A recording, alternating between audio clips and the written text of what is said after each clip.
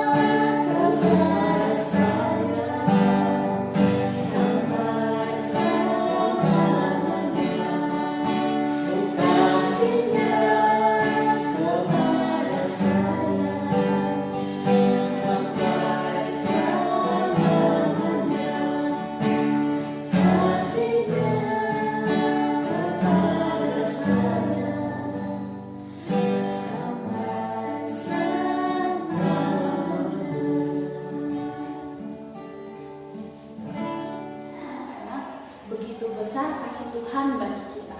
Oleh sebab itu, sebelum kita lebih semangat memuji Tuhan, kita akan berdoa, dan doa dipimpin oleh Pak Eko. Mari anak-anak kita berdoa ya. Bapa yang baik yang kami kenal dalam nama Tuhan Yesus, kami bersyukur kalau kami ada sampai saat ini.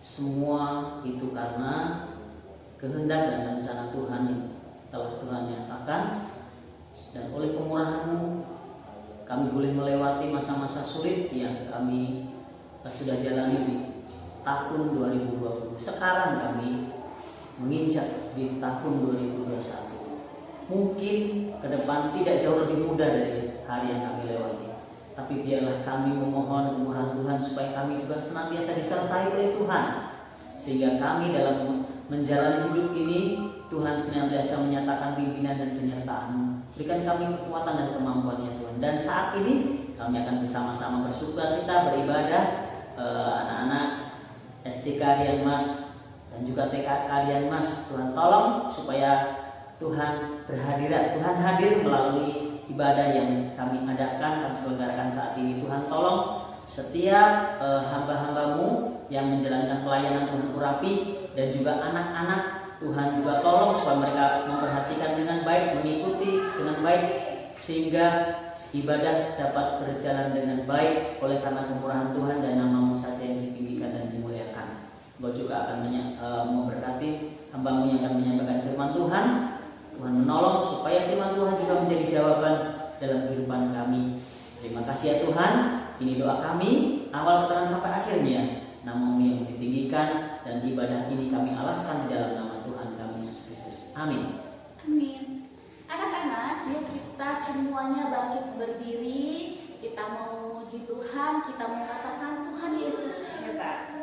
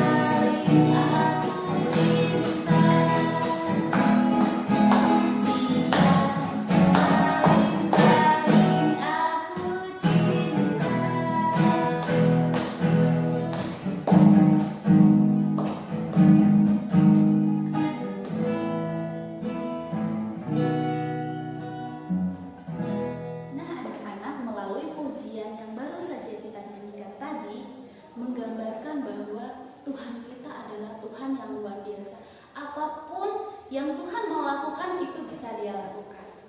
Nah, kita sebagai anak-anak Tuhan harus tetap berharap kepada Tuhan, meminta apa saja yang menjadi keperluan kita. Jika Tuhan sudah berkehendak, semuanya pasti akan terjadi. Nah, anak-anak, tiba saatnya kita akan mendengarkan cerita firman Tuhan yang sangat menarik. Tapi sebelumnya kita akan nyanyikan pujian bersama-sama, firman-Mu kita bagikan. Sama-sama kita nyanyikan ya.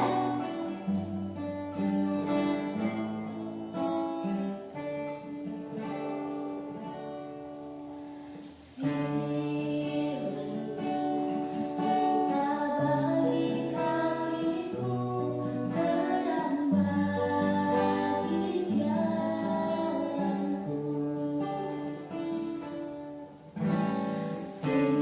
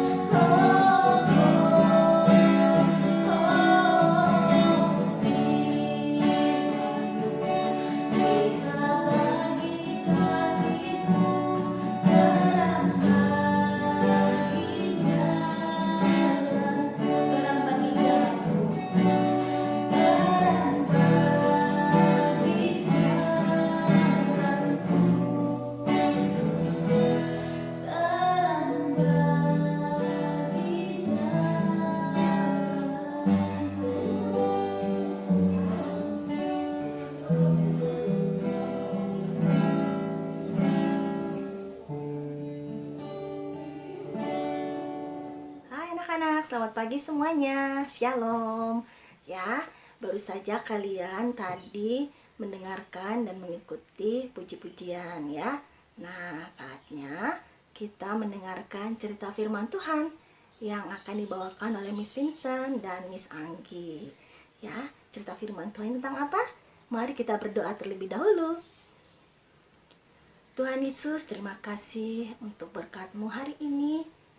Kami sungguh senang Tuhan boleh beribadah kembali bersama dengan guru dan teman-teman kami. Dan saat ini kami akan duduk ya mendengarkan cerita firman Tuhan. Biarlah apa yang kami dengarkan, anak-anak dengarkan, boleh mereka mengerti dan mendapat hikmat Tuhan.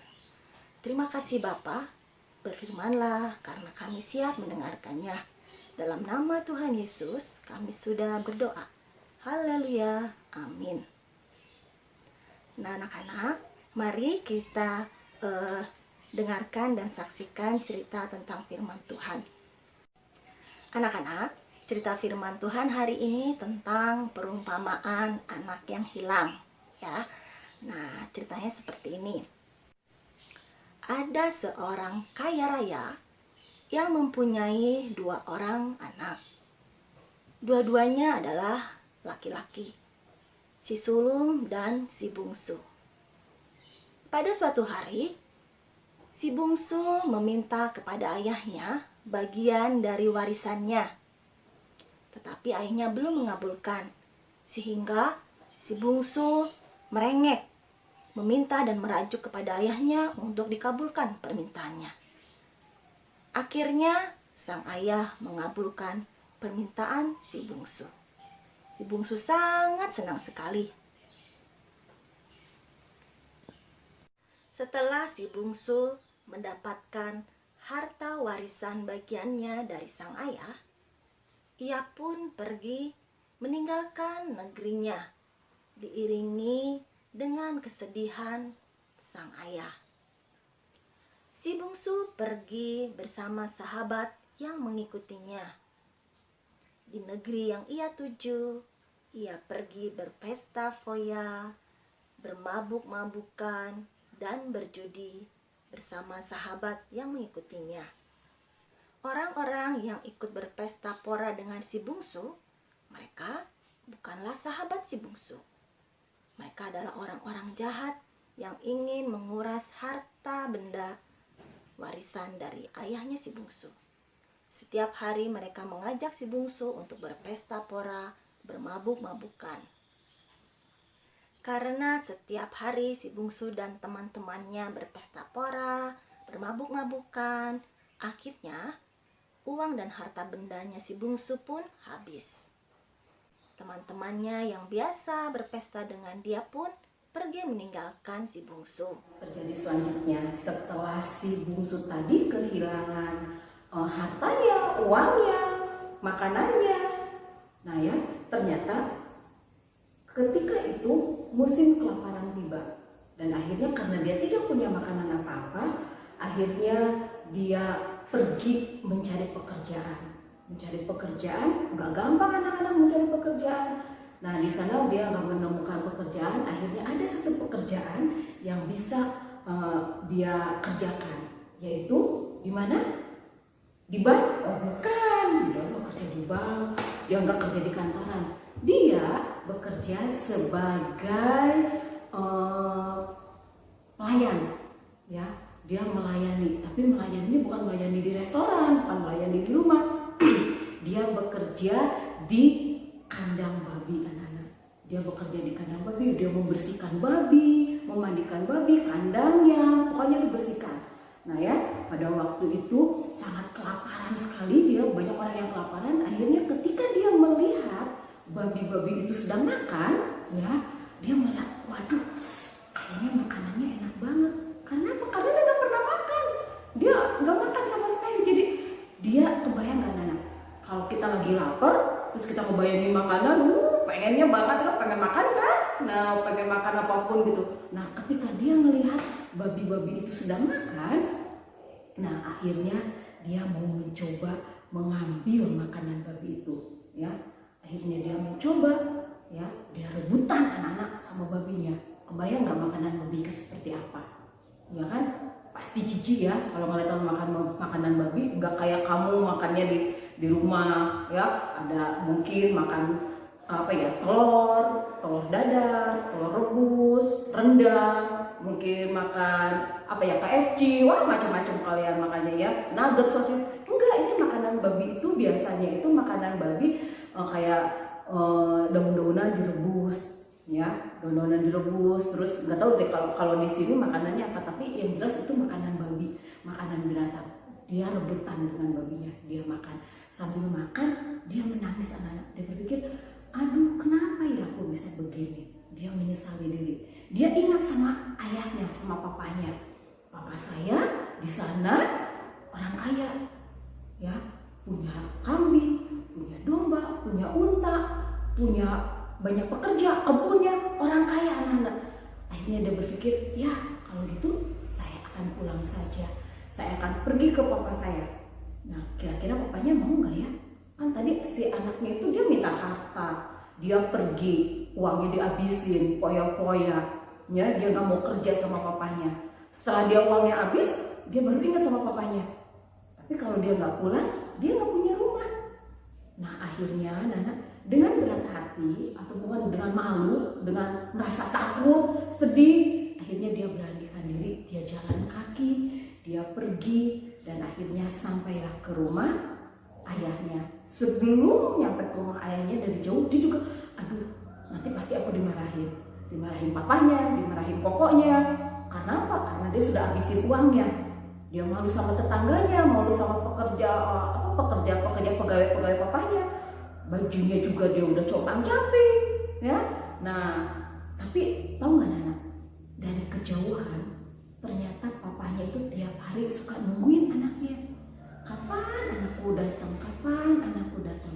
Begitu dia ngeliat ada orang datang dari kejauhan, padahal bajunya udah compang-camping, bajunya udah kotor, mungkin bau karena bareng sama babi tadi ya.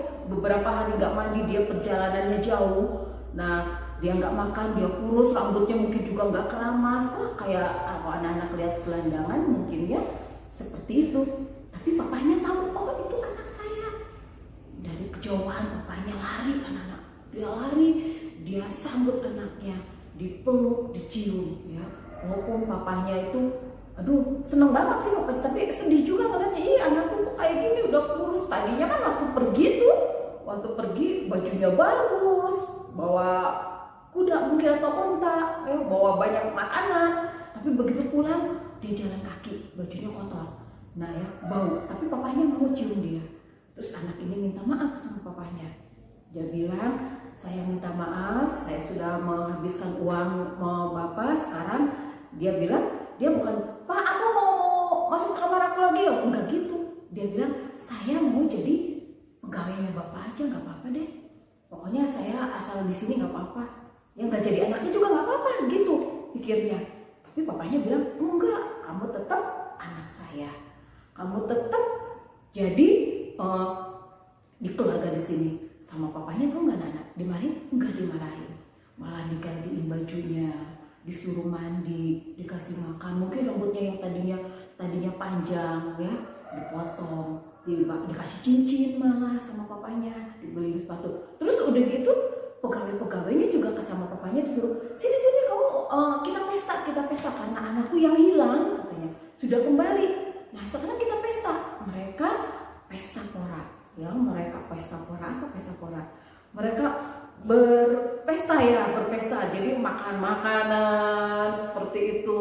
Terus pokoknya mungkin ada nyanyian menyambut anak ini datang. Nah, ketika di rumahnya sedang mengadakan pesta, kokonya baru datang. Dari mana? Dari ladang. Nah, terus kokonya nanya sama pegawainya, ada apa itu? Kok di rumah rame, banyak orang, terus banyak makanan? Pegawainya bilang gini, itu dedekmu yang pergi sekarang datang. Nah ya, yang udah datang, jadi papa kamu tuh menyambutnya. Wah, mungkin di waktu itu dipikir kokonya, wah mungkin dedenya itu bawa banyak uang, jadi pesta segala macam. Wah mungkin dedenya udah jadi bos, gitu ya, karena dipestain. Tapi begitu dia masuk, begitu dia dengar, ya sebelum dia masuk, dia dengar dari pegawainya, tahu nggak? Masih pegawainya dibilang, "Dede kamu tuh datang ke sini kayak orang gelandangan, bajunya compang-camping, bau, kusut, terus kotor banget gitu. Pokoknya dia udah nggak kayak dede kamu dulu." Nah, baru di situ kokonya marah. Waduh, masa si papa ini nggak adil ya? Nah, dia udah buang-buang uang papa, tapi datang malah dipestain. Sementara saya di sini bekerja nggak pernah dipestain. Dia juga marah sama papanya.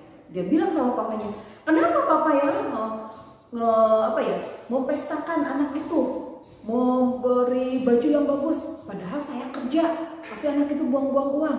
Nah, marah. Nah, di situ tapi papanya bilang gini, "Kita harus bersyukur karena adik kamu yang hilang sudah pulang. Kalau kamu nggak pesta, kenapa kamu nggak buat pesta sendiri? Kan di sini rumah kamu sendiri. Harusnya kamu bisa, karena kamu nggak mau." Nah, tapi akhirnya si kokonya mau terima dedenya walaupun kokonya marah. Nah, anak-anak, ceritanya sampai di situ. Nah ya, intinya kita kadang-kadang pernah jadi seperti si bungsu tadi. Jadi kita nggak mau dengar nasihat papa, mama, cici mungkin, guru, nggak mau, semau kita melakukan pekerjaan semau kita. Nah, akhirnya kalau sudah misalkan terjatuh, terus nggak ngerjain PR-nya banyak, terus kalau kemarin bagi rapot ada rapotnya nilainya jelek, baru deh kita menyesal. Aduh, kenapa ya aku nggak mengikuti nasihat orang tua? Nah ya, kenapa ya aku kemarin berbuat seperti itu? Kita baru menyesal. Sama kita juga kadang seperti si anak bungsu ini. Tapi ada satu hal, satu yang harus kita pegang, bahwa apapun itu ya, apapun itu ketika kita sedang bertobat, kita mengakui dosa-dosa kita datang sama Tuhan, ya Tuhan akan mengampuni kita. Sama seperti ayah yang tadi, ya si papanya yang tadi, dia mengampuni anaknya walaupun anaknya sudah membawa uangnya. Ya sebetulnya dia udah nggak punya warisan lagi, nggak punya uang lagi, nggak ada jatah lagi. Jatah uangnya udah habis diambil sama dia. Tapi papahnya karena sayang sama anaknya, akhirnya diampuni dan diberi juga bajunya, diberi juga haknya dia, makanannya. Ya mungkin boleh lagi tinggal di kamarnya, boleh lagi undang teman-temannya, boleh. Sama Tuhan Yesus juga seperti itu. Ketika kita sudah melakukan dosa, kita datang sama Tuhan, kita minta ampun dan Tuhan ampuni. Tuhan lupakan semua apa dosa-dosa kita. Ya, jadi intinya dari sini ketika kita berbuat dosa, datang sama Tuhan, minta ampun. Tapi satu, kita juga harus mengikuti, mendengarkan, melakukan nasihat-nasihat orang yang menasihati kita supaya kita lebih baik lagi. Oke? Itu saja ceritanya dari Miss Anggi. Oke, anak-anak, yuk sekarang kita berdoa karena kita sudah mendengarkan firman Tuhan ya. Jadi kita berdoa, tutup matanya, lipat tangannya. Tuhan Yesus, kami bersyukur kalau pada pagi hari ini kami sudah mendengarkan cerita tentang firman Tuhan yang menceritakan tentang anak yang hilang. Bapak, kami bersyukur memiliki Allah yang begitu luar biasa, yang mengasihi kami semua. Walaupun apa yang sudah kami lakukan, mungkin kami sudah melakukan kesalahan, kami sudah berbuat dosa, tapi ketika kami datang kepada Engkau, Tuhan, Engkau mengampuni segala dosa-dosa kami. Terima kasih Bapa untuk apa yang sudah kami dengar. Ajarlah kami supaya kami lebih taat lagi kepada orang tua, lebih taat lagi kepada guru, mendengarkan nasihat-nasihatnya dan melakukannya. Terlebih lagi kami lebih taat melakukan firman Tuhan. Kami mau menjadi anak-anak Tuhan, kami mau menjadi pelaku-pelaku firman Tuhan. Karena itu kami mau serahkan kehidupan kami semuanya ke dalam tangan-Mu. Dan sebentar kami akan belajar, biarlah Tuhan yang memberikan kepintaran kepada kami sehingga kami dapat mengerjakan semua tugas kami hari ini dengan baik. Terima kasih Tuhan Yesus, dalam nama Tuhan Yesus kami telah berdoa, haleluya, amin.